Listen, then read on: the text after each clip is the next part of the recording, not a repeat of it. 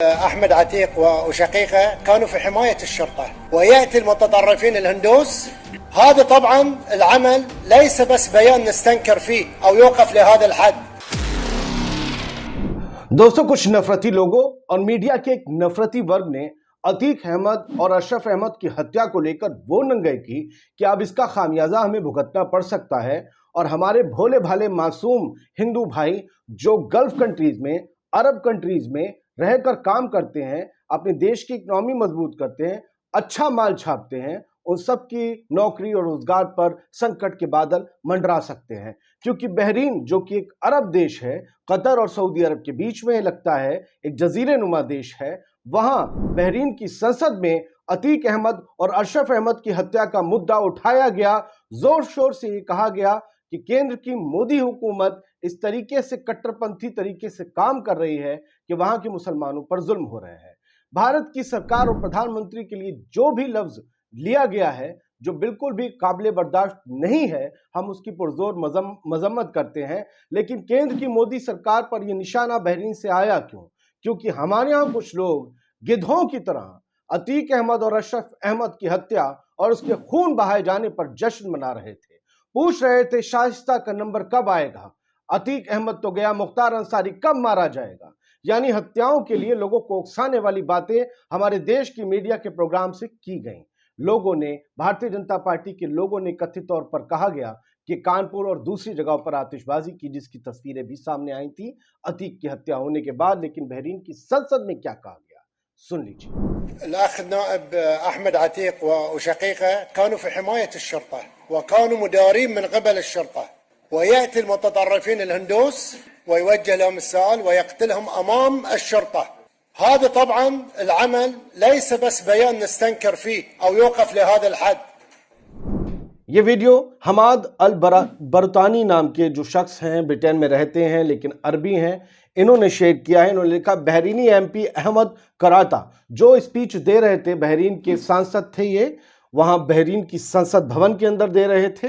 उनका नाम है उस एमपी का अहमद कराता, जो भारत के खिलाफ इतना ज़्यादा सख्त बोल रहे थे, विवादित बोल रहे थे। उन्होंने स्ट्रांग एक्शन लेने की मांग की है मोदी की गवर्नमेंट के खिलाफ, यानी हमारी भारत सरकार के खिलाफ।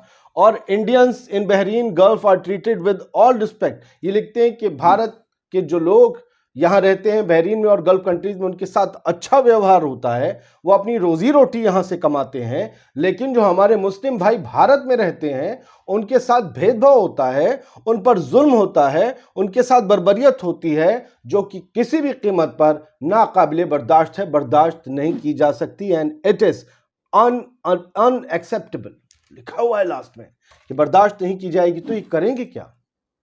क्या ये हमें चेतावनी दे रहे हैं खुली हुई? क्या हम इस चेतावनी को सुनकर चुप बैठ जाएंगे? इसने भी शेयर किया है, इनका नाम अगर मैं आपको बताऊं, अरबी में लिखा हुआ है फहद अल नुमाइनी। ये भी जो है अरब दुनिया के मुद्दों में रुचि रखते हैं और इन्होंने भी इस वीडियो को रीट्वीट करते हुए लिखा कि बहरीनी पार्लियामेंट ने गल्फ स्टेट यानी गल्फ की कंट्रीज से, जो अरब देश है मुमालिक, उन सब से एक कड़ा एक्शन भारत की मोदी सरकार के खिलाफ लेने को कहा है, जो हिंदुत्ववादी सरकार है, कट्टर सरकार, कट्टरपंथी ये लफ्ज यूज कर रहे हैं। और वो ये कहते हैं कि मुसलमानों की वहां पर किलिंग हो रही है। अतीक अहमद और उसके भाई को लाइव जब वो टीवी थे तो मार दिया गया। दरअसल मुसलमानों की हत्या के तौर पर इसका जश्न मनाया जा रहा है। जय श्री राम के नारे लगा रहे हैं, जिन हत्यारों ने लगाए उसके बाद उन्हीं के जैसे गिद्धों ने जश्न मनाते हुए भी लगाए। जय श्री राम का नारे का क्या है? लोग पूछ रहे हैं, जो दूसरी जाति, इलीट जाति है नॉन मुस्लिम्स की, उससे जो आने वाले माफिया हैं, उनका तो एनकाउंटर नहीं होता। सरकार के नाम पर उन माफियाओं का कभी नाम ही नहीं आया 7 साल में। दही जम गया लोगों के, मीडिया के भी और नेताओं के भी, कभी उनका नाम ही नहीं लिया। क्या आप जानते नहीं, ब्रजेश सिंह, धनंजय सिंह और न जाने कितने सिंह, वो कह रहे हैं उनके एनकाउंटर की बात नहीं होती, लेकिन अतीक को मार दिया जाता है। यही सब कुछ हो रहा है। लेकिन होता क्या है? मोहम्मद तनवीर लिखते हैं, लेकिन भारत में हमारे मुस्लिम भाइयों को सताया जा रहा है जो बर्दाश्त नहीं किया जा सकता। वही अतीक अहमद की हत्या व उसके बेटे की हत्या पर भी सवाल उठे। बहरीन की संसद में भारत के मौजूदा हालात पर चिंता भी जताई गई।